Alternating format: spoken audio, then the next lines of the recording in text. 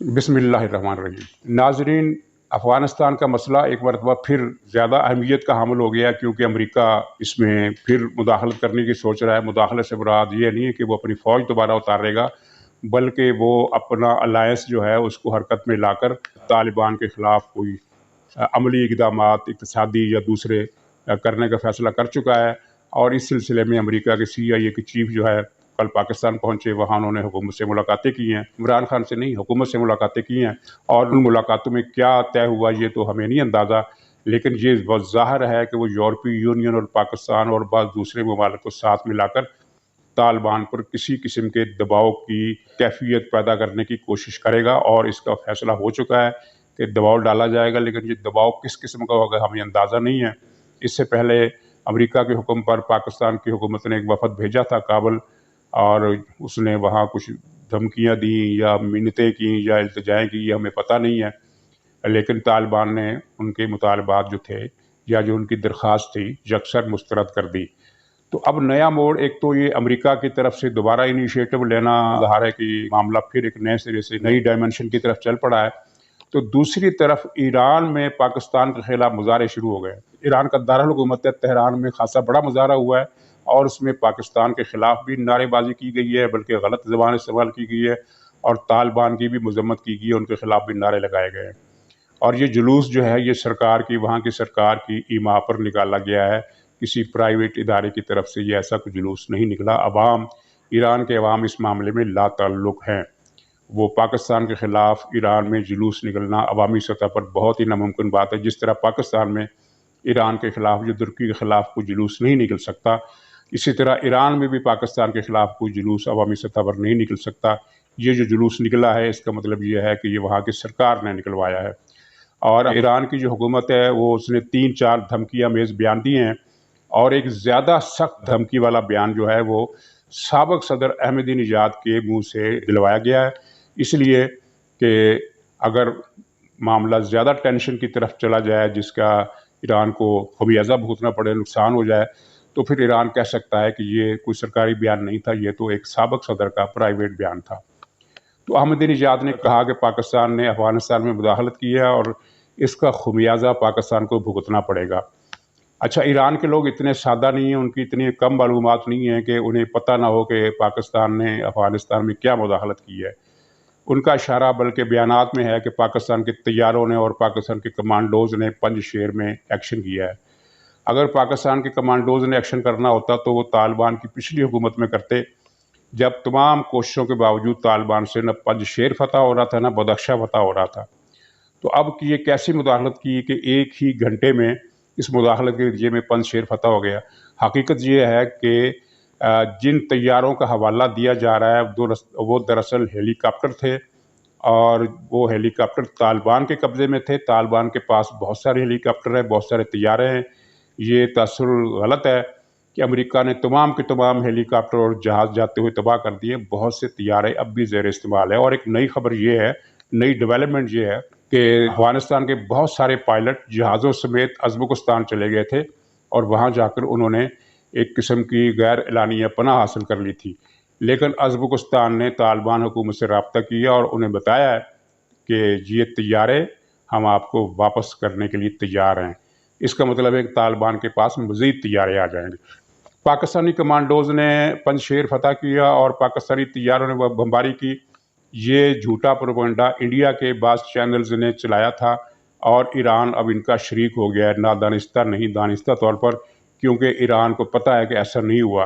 اور ویسے بھی امریکہ کے پاس جو انٹیلیجنس ذرائع ہیں جن کا پاکستان میں جال بچھا ہوا ہے، اور گلف میں بھی جال بچھا ہوا ہے، اگر پاکستانی طیارے وہاں گئے ہوتے، بلکہ ایک ہی طیارہ وہاں گیا ہوتا، یہ ہیلی کاپٹر وہاں گیا ہوتا، تو یہ سب سے پہلے یہ بات امریکہ کے علم میں آتی۔ امریکہ نے ایسا کوئی اشارہ نہیں دیا کہ وہ پاکستان کو پنج شیر کی فتح میں ملوث سمجھتا ہے۔ تو ایران جس راستے پر چل پڑا ہے یہ پاکستان کے لیے خطرے کی گھنٹی ہے، لیکن ایران کو اس سے کچھ نہیں ملے گا۔ اور ایران کے اس اقدام کا ایک نتیجہ یہ ہوا ہے کہ سعودی عرب طالبان کے قریب آ گیا، جس کی آج سے چند مہینے پہلے تک ہم توقع نہیں کر سکتے تھے، کیونکہ سعودی عرب طالبان کا سخت مخالف ہے۔ सऊदी अरब ने जो ताज़ा बयानात दिए हैं उनमें कहा गया है कि वो तालिबान की ज़ेर क़यादत अफ़गानिस्तान की सलामती और इस्तेहकाम का हामी है। ये गोया कि इस बात का इजहार है कि सऊदी अरब तालिबान की हुकूमत को तस्लीम किए बगैर उससे ताल्लुकात रखेगा, न सिर्फ ताल्लुकात रखेगा बल्कि उससे तावन भी करेगा। कतर पहले ही तावन कर रहा है, तुर्की भी तालिबान के साथ तावन करेगा, और चीन जो है उसने मरीज़ों की मदद के लिए दवाओं का और दूसरे तिब्बी सामान का एक बड़ा पैकेज अफ़गानिस्तान के लिए रवाना किया है। ये एक बहुत अहम डेवलपमेंट है। और जैसा कि मैंने कल के वीलॉग में बताया था कि चीन तालिबान की हिमायत में डट गया है। और क्यों डट गया है? इसलिए कि अमेरिका और चीन की जो सर्द जंग चल रही है उसमें चीन को ये एक किस्म का पेनल्टी कार्नर लगाने का मौका मिला है। वो यहाँ अमेरिका को नीचा दिखा सकता है और वो इस मौके को हाथ से जाने नहीं देगा। और बाकी दुनिया की तरह चीन भी जानता है कि अब अमेरिका फ़ौजी एतबार से अफ़गानिस्तान में वापस आने से रहा, ऐसा कोई इम्कान बाकी नहीं बचा। ये अलग बात है कि अफ़गानिस्तान से निकलने के बाद अमेरिका ने जो फ़ैसला किया अफ़गानिस्तान से फ़ौरी इन्खला का, और इन्खला कर दिया, तो इस इन्खला के बाद उससे पछतावा हो रहा है कि हमें इतनी जल्दी नहीं निकलना चाहिए था।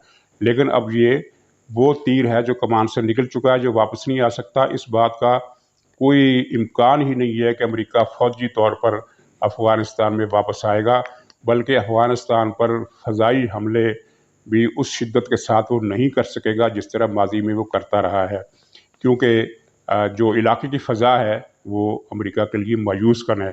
आप देखिए तुर्की, सऊदी अरब, कतर और अज़्बकिस्तान, ये जो ममालिक हैं, और इस तरफ चीन, ये सारे ममालिक तालिबान की अमलन हमायत कर रहे हैं। और जो ताजिकिस्तान है वो भी, उसने भी ये ज़ाहिर कर दिया है, ये साफ दिखा दिया है कि हम तालिबान के अगर हक़ में नहीं जाएंगे तो तालिबान के ख़िलाफ़ भी नहीं जाएंगे, क्योंकि ये बड़ी कोशिश की गई थी आखिरी दिनों में।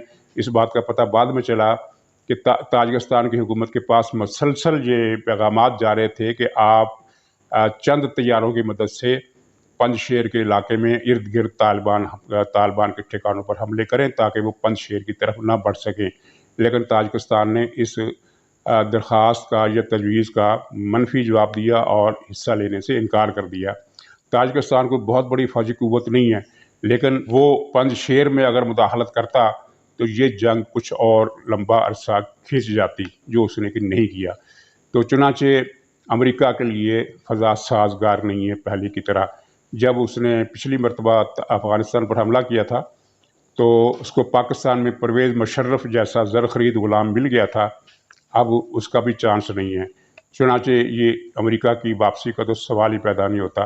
अब रहा ये महाज़ जो ईरान ने खोल दिया है, तो ये इसे जितनी जल्दी बंद कर दे उतना ही उसके लिए अच्छा है। वो पाकिस्तान का कुछ बिगाड़ नहीं सकता और ना ही तालिबान की हुकूमत को उखाड़ सकता है। ये एक हकीकत है, चाहे इसे तल्ख़ हकीकत समझे, चाहे इसे मीठी हकीकत समझे, ये हकीकत है और इससे अब सर टकराने का फ़ायदा नहीं। हाँ, वो जो कोशिशें हो रही हैं अफ़गानिस्तान के अंदर मुज़ाहरे कराने की, वो चल रही हैं।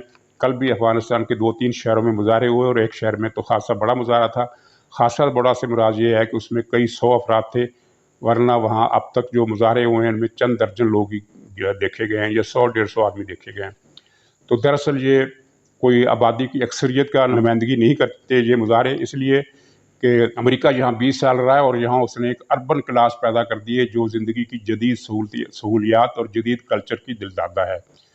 तो वो तालिबान के ख़िलाफ़ हैं, वो तालिबान को कबूल नहीं कर सकते। उन्हें या मुल्क छोड़ना होगा या तालिबान की हुकूमत से जान छुड़ाना होगी। तो उस तबके के लोग ये मुज़ाहरे कर रहे हैं और आज़ादी के नारे लगाकर ये मैदान में आए हैं। तो ये जलसे जुलूस कब तक जारी रहेंगे? मेरा ख़्याल है इनको तालिबान जल्द ही दबा लेंगे। और ये अलग बात है कि तालिबान का जो तर्ज़ हुकूमत है सख्तगीरी वाला, वो दुनिया में किसी को भी पसंद नहीं है।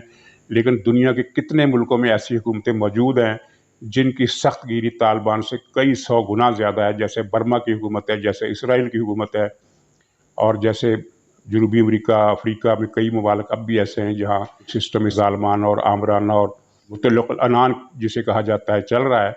तो तालिबान तो उससे बहुत पीछे है।